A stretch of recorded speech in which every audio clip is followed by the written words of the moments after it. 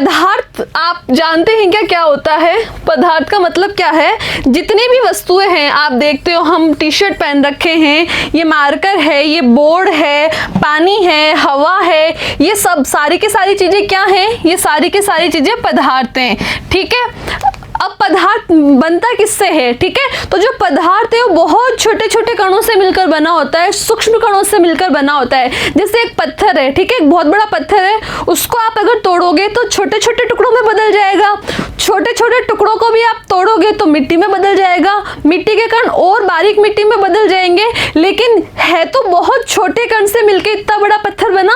ठीक है, तो पदार्थ होते क्या है? छोटे छोटे कणों से मिलकर बने होते हैं। आपसे कोई पूछे कि हमें एग्जाम्पल बताओ कि पदार्थ क्या क्या है, तो आप बता सकते हो हवा है, पानी की बूंद है, रेत है, मिट्टी है, बर्तन है, ये सब चीजें क्या है? पदार्थ है।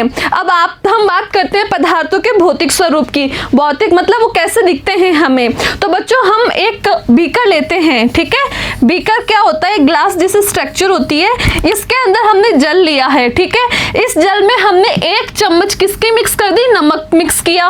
तो देखो बच्चों ये कितने ये जल के अणु है, ठीक है, और जिसमें हम नमक मिक्स हो रहा है, ये नमक इसमें गया, हमने इसको हिलाया या चम्मच से मिलाया तो ये नमक इस पूरे जल में मिक्स हो गया। ऐसा थोड़ी है कि नमक यहाँ नमक है और इधर इधर पानी है, नहीं ना, यहाँ पे ये वाला तो देखो जल का अणु है, इसके जस्ट पास में नमक है, नमक के छोटे छोटे अणु है, ये जल का अणु है, ये जल का अणु, और ये छोटे छोटे किसके अणु है?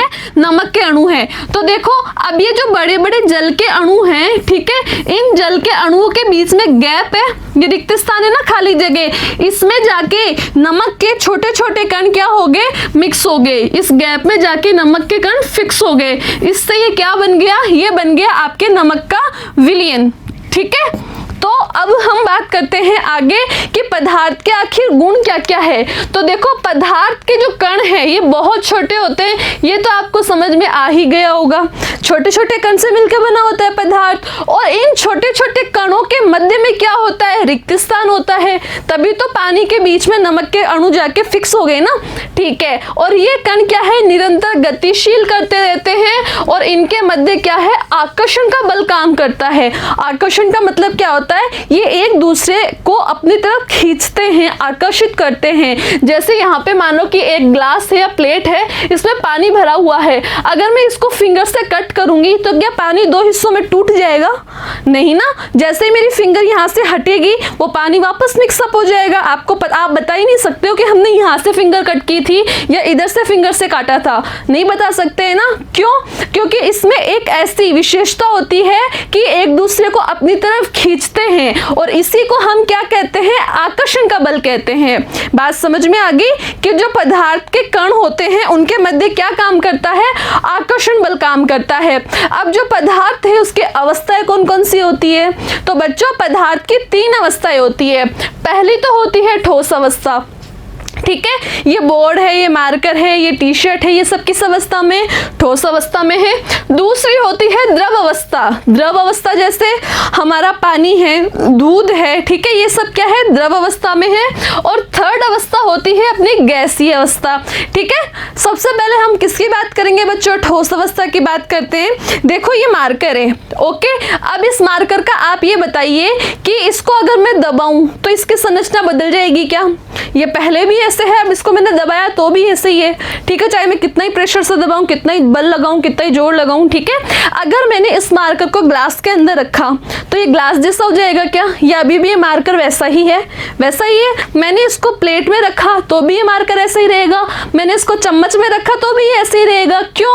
क्योंकि ये ठोस अवस्था में है, और ठोस अवस्था की विशेषता क्या होती है कि इनका आकार निश्चित होता है। अब आपसे कोई पूछे कि मुझे ये बताओ कि इनका आकार निश्चित कैसे होता है और निश्चित क्यों होता है, तो देखो बच्चों जो हमारा मार्कर है ये भी क्या है? छोटे छोटे कणों से मिलकर बना होगा, और वो कण बहुत पास पास में होते हैं। इधर देखो आप, जैसे मान लो ये अपना मार्कर का हिस्सा है, ठीक है, तो देखो ये कण कितने पास पास में, एक कण ये रहा, दूसरा कण ये रहा, तीसरा कण ये रहा, चौथा कण ये रहा, अगला कण ये रहा, इससे नेक्स्ट ये रहा, तो ये बिल्कुल पास पास में है ना। और इनके मध्य में जो देखो खाली जगह है वो कितनी कम कम है, ठीक है, तो ये अणु बहुत ज्यादा पास पास में होंगे। और आपको पता है कि कण जितने ज्यादा पास होंगे उनके मध्य आकर्षण बल भी उतना ही ज्यादा होगा कि नहीं? और आकर्षण बल ज्यादा होगा तो मेरे को इसको तोड़ने में जोर आएगा कि नहीं आएगा?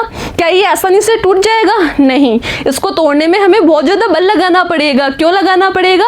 क्योंकि इनके मध्य आकर्षण बल बहुत ज्यादा है। अगर ये कणु दूर दूर होते तो इनके मध्य आकर्षण बल भी क्या होता? कम होता, हम आसानी से तोड़ देते। लेकिन ये कण जितने ज्यादा पास पास में होंगे, इनके मध्य आकर्षण बल भी क्या होगा? उतना ही ज्यादा होगा, और हमें इसको तोड़ने के लिए उतना ही बल लगाना पड़ेगा। ये बात समझ में आ गई? तो देखो, अब हम ठोस अवस्थाओं की कुछ विशेषताओं के बारे में पढ़ते हैं जो आपको समझ में आ जाएगी और आप खुद इसका आंसर दोगे। सबसे पहला पॉइंट आता है अपना आकार। तो मुझे आप ये बताइए कि जो ठोस अवस्था के पदार्थ होते हैं उनका आकार निश्चित होता है कि बदलता रहता है? इसको देख के बता सकते हो, निश्चित होता है ना। तो देखो, इनका आकार कैसा होता है? निश्चित, इसलिए इनका आयतन भी कैसा है? निश्चित। इसका हम बात करें संपीड़िता की। संपीड़िता का मतलब होता है कि मैं इसको बल लगाऊं, इसको मैं दबाऊं, तो क्या इसकी आकृति बदलेगी? क्या इसका आकार बदलेगा? नहीं ना। इसको हम क्या कहेंगे?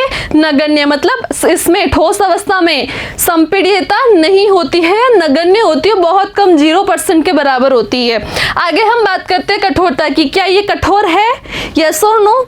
है ना। क्यों है कठोर? क्योंकि इसके जो कण हैं, इसके जो अणु हैं, वो बहुत ज्यादा पास पास में है। ठीक है, ये कठोर होते हैं, ये बात समझ में आ गई। इन पे दबाव लगा के क्या इनकी आकृति बदली जा सकती है? बिल्कुल भी नहीं, इनको दबाया नहीं जा सकता है। ये बात भी हमें समझ में आ गई। नेक्स्ट बात हम करते हैं तरलता की। अच्छा बच्चों, ये फर्श के ऊपर ये मार्कर रखा है, क्या ये बह बह के बहने लग जाएगा कि पिघल के बह रहा है, ये ऑटोमेटिक बह रहा है? ऐसा होगा क्या? नहीं ना। फर्श पे रखने पे जिस जगह रखा है उसी जगह रखा रहेगा। इसका मतलब जो ठोस अवस्था के पदार्थ होते हैं उनका विसरण, उनमें तरलता नहीं होती है, उनमें तरलता नहीं होती है, मतलब ये बहते नहीं है। ठीक है, नेक्स्ट बात करते हैं हम विसरण की। देखो बच्चों, विसरण क्या होता है? विसरण का मतलब होता है कि किसी भी परत से पदार्थों का दूसरी तरफ चले जाना। जैसे किशमिश है, ठीक है, अगर आप किशमिश को पानी में भिगो के रखोगे तो क्या होता है? वो फूल जाती है। वो कैसे फूली? कि जो पानी था वो किशमिश के अंदर चला गया। ठीक है, तो अब आप है ना किशमिश को इसके बीच में रख दो, मार्कर या पेन के बीच में, क्या पेन किशमिश के अंदर जाएंगे? नहीं ना। इसका मतलब पेन किस अवस्था में था? ठोस अवस्था में। और ठोस अवस्था की विशेषता क्या बन गई? कि इनके अंदर विसरण नहीं होता है, ये एक परत को पार करके ऑटोमेटिक दूसरे परत में नहीं जाते हैं। बात समझ में आ गई? ठीक है, आगे हम बात करते हैं तापमान का प्रभाव। तो देखो बच्चों, अगर मैं इसको, जैसे मान लो ये आपका सोना है, ठीक है, सोने से बना हुआ है, मैं इसको पिघलाऊं तो ये पिघल जाएगा क्या? पिघल जाएगा ना। क्यों? क्योंकि सोने को हम पिघलाकर नए तरीके के आभूषण बना सकते हैं। सोना क्या है? वो भी ठोस अवस्था में है, कठोर है। ठीक है, तो जो कठोर पदार्थ होते हैं, मतलब जो ठोस अवस्था के पदार्थ होते हैं, अगर उनको हम तापमान दे, कितना तापमान दे? उनको हम गर्म करें उसके गलनांक तक, तो क्या होगा? वो गर्म हो जाएंगे। तो या तो द्रव अवस्था में आ सकते हैं या वो गैसीय अवस्था में भी बदल सकते हैं। वो डिपेंड करता है, निर्भर करता है पदार्थ पे। आगे हम बात करते हैं कणों की स्थिति। तो आप ये डायग्राम देख के बताओ मेरे को, इनके कणों की स्थिति कैसी है? इसके कण बहुत ज्यादा पास पास में है या बहुत ज्यादा दूर दूर हैं? बताओ आप। पास पास में है ना। क्यों? क्योंकि ये ठोस अवस्था के हैं, और ठोस अवस्था की यही विशेषता होती है कि कण कैसे होते हैं? पास पास में स्थित होते हैं। देखो, बहुत पास पास होते हैं। अब आपको ये पता है कणों की स्थिति, तो आप नेक्स्ट भी बता सकते हो, कणों के बीच आकर्षण कैसा होगा? आकर्षण अधिकतम होगा, क्योंकि ठोस अवस्था के कण ही सबसे ज्यादा पास में होते हैं। क्लियर है? आगे हम बात करते हैं, नेक्स्ट अवस्था है अपनी द्रव अवस्था। अब देखो बच्चों, अगर आपको ठोस अवस्था अच्छे से समझ में आ गई है तो द्रव अवस्था अपने आप ही याद हो जाएगी। ठीक है, अब देखो, जब हमने ठोस अवस्था के कणों के मध्य के बारे में पढ़ा था तो वो कण बहुत अधिक नजदीक थे, इस तरीके से पास थे, लगभग बिल्कुल टच। ठीक है, और उनके मध्य जो रिक्त स्थान था, जो गैप था, वो भी बहुत कम था। अब हम बात करते हैं किसकी? द्रव अवस्था के कणों की। तो देखो, ये तो ठोस अवस्था के कण हैं। ठोस अवस्था की अपेक्षा द्रव अवस्था के कण दूर दूर होते हैं। अब ये कण दूर दूर होंगे तो इनके मध्य जो गैप होगा वो भी क्या है? देखो, ठोस अवस्था से ज्यादा होगा कि नहीं? बात समझ में आ गई? क्लियर है कि जो द्रव अवस्था के कण हैं वो ठोस अवस्था से दूर दूर होंगे। दूर दूर होने के कारण ठोस अवस्था की अपेक्षा इनके मध्य जो गैप है, जो अंतर है दो कणों के मध्य में, वो भी ठोस अवस्था से ज्यादा होगा। तो अब मुझे ये बात बताओ कि अगर कण दूर दूर स्थित है तो उनके मध्य आकर्षण बल ठोस अवस्था से कम होगा कि ज्यादा होगा? आप बता सकते हैं? बिल्कुल एकदम राइट है। क्या होगा? आकर्षण बल ठोस अवस्था से कम होगा, क्योंकि जो इंसान हमसे दूर खड़ा है उसको खींचने के लिए हमें जोर लगाना पड़ेगा ना। जो पास में है हम उसको आसानी से खींच सकते हैं, और आकर्षण का मतलब ही क्या होता है? खींचना। ठीक है, तो कण अगर दूर दूर है तो आकर्षण बल कैसा होगा? कम होगा।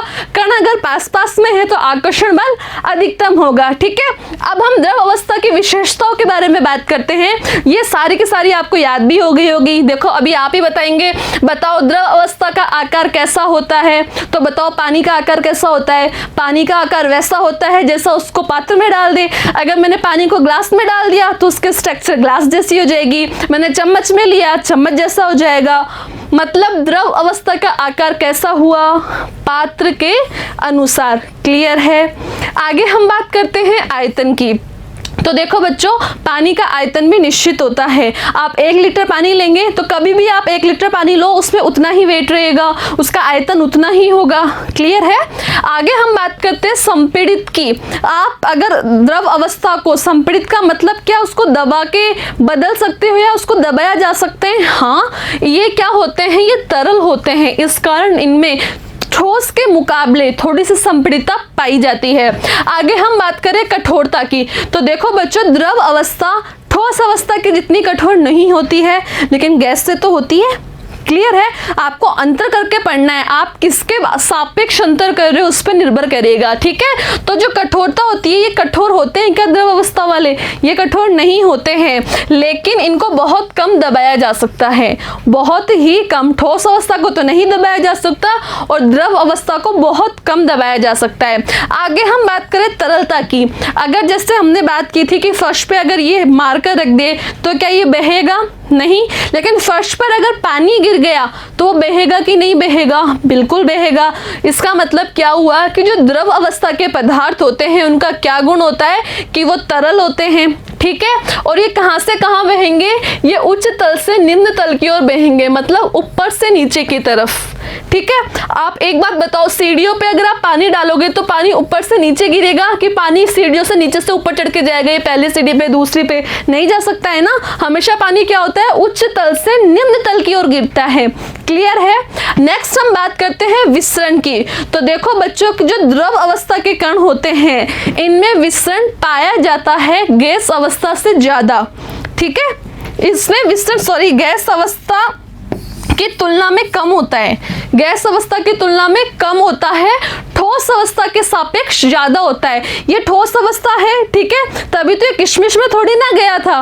लेकिन जो पानी था, हमने किशमिश को पानी में भिगो के रखा था और सारा पानी, उस किशमिश की कैपेसिटी जितनी थी उतना पानी उसके अंदर चला गया था, इसी कारण वो फूल गई थी ना।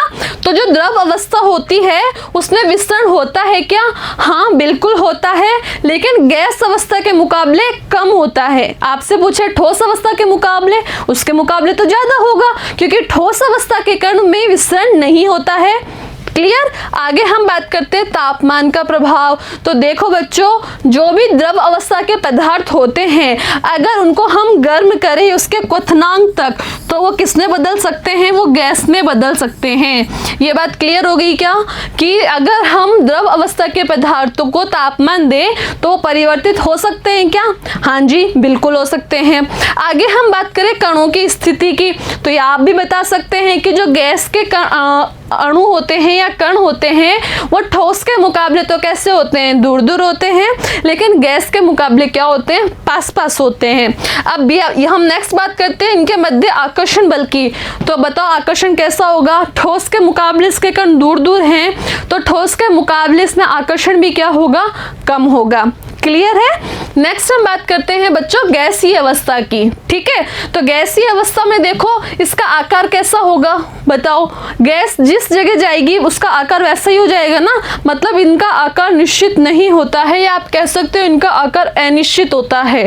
क्लियर। इसके हम आयतन की बात करें तो इसका आयतन भी क्या होगा, अनिश्चित होगा। ठीक है जी। आगे हम बात करें इसके संपीड़ित की, मतलब आपने देखा होगा हमारे रसोई के अंदर सिलेंडर काम में लिया जाता है। सिलेंडर में क्या भरी हुई होती है, गैस। वो कैसे भरी, उसको हमने संपीड़ित किया। संपीड़ित का मतलब उसको हमने दबाया, उस पर प्रेशर लगाया, बल लगाया, इस कारण वो सिलेंडर में फिक्स हो गई। अगर आप बड़ा सिलेंडर लोगे तो भी उसमें भी वो गैस आ जाएगी। ठीक है, तो संपीड़ित का मतलब क्या होता है, दबाना। तो अब आपसे पूछे क्या गैसीय अवस्था के पदार्थों को संपीड़ित किया जा सकता है, तो आप क्या बोलोगे, हाँ किया जा सकता है। और इनके अंदर संपीड़ित सबसे ज्यादा होते हैं, किसके मुकाबले, ठोस और द्रव के। ठोस अवस्था वाले संपीड़ित होते हैं क्या, नहीं मैम, बिल्कुल नहीं होते हैं। लेकिन गैसीय अवस्था वाले, हाँ जी होते हैं। क्लियर है।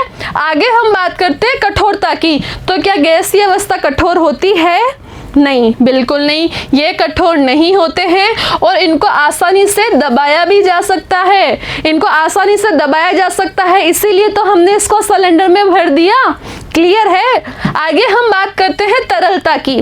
देखो बच्चों, अगर पानी, हमने यहाँ पानी डाला, जैसे ये सीढ़ियां हैं, सीढ़ियों पे पानी आया, तो पानी कहाँ आएगा, ऊपर से उच्च तल से निम्न तल की ओर। ठीक है, लेकिन अगर इस जगह कोई गैस का विसर्जन हो जाए या यहाँ कोई गैस हो, तो वो ऊपर से नीचे, जरूरी नहीं ऊपर से नीचे ही आए, वो सभी दिशाओं में बराबर जाएगी, मतलब वो सभी ओर जा सकती है। क्लियर है। तो इनमें क्या होता है, तरलता कैसी होती है, इनमें सभी ओर जा सकते हैं। क्लियर बच्चों। आगे हम बात करते हैं विसरण की। विसरण क्या होता है ये तो आपको पता चल गया। अब जो गैसीय अवस्था के पदार्थ होते हैं इसमें विसरण सबसे ज्यादा होता है। द्रव से भी ज्यादा विसरण किसमें होगा, गैसीय अवस्था में। क्लियर। ये देखो, आगे हम बात करते हैं तापमान का प्रभाव। तो बच्चों, अगर हम गैसीय अवस्था के पदार्थों को तापमान देंगे तो वो तापमान पाके कैसे हो जाते हैं, गर्म हो जाते हैं। ठीक है। नेक्स्ट हम बात करते हैं कणों की स्थिति की।